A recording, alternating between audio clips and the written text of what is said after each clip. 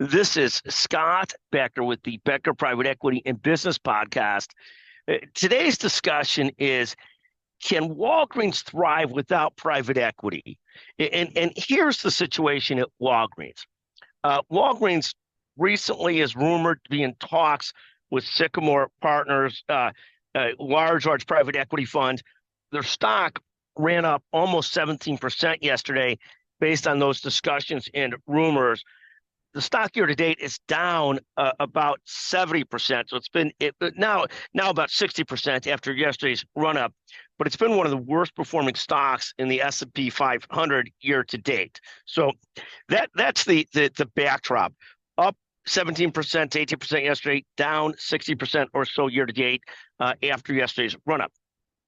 Now, they're at a spot where they've got about $8 billion in long-term debt, are the numbers that I see quoted as much as I can find them.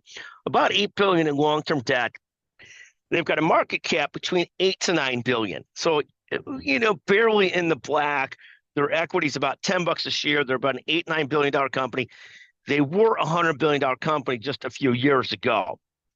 Tim Wentworth has taken over as CEO. He is seemingly doing a great job of shedding all the non-core businesses that his predecessors went after and left the company saddled with all this debt. If he can get the company in that positive operating margins moving in the right direction, and he's working hard to do it, Walgreens could have a company that's worth a significant amount more than the $8 billion in the long-term debt they have on it. And we'll just see if he can make it go.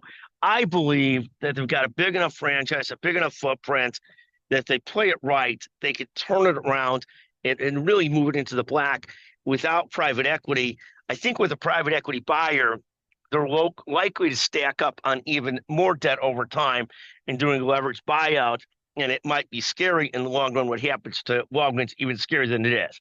So if I had a vote, I'd be a believer that Tim Wentworth and the Walgreens team could make this go without private equity investment. Now, I'm a Chicagoan, and Walgreens located originally out of Chicago area, so we watch these things closely. Unfortunately, another one that we watch closely is Macy's, which sort of is a mix of Midwestern, but also acquired Marshall Fields at one time, which was a Chicago-based company. And that's another company taking in the chin. We'll have some discussions of that at a later time. Thank you for listening to the Becker Private Equity and Business Podcast. Can Walgreens thrive without private equity? We think yes. Thank you for listening.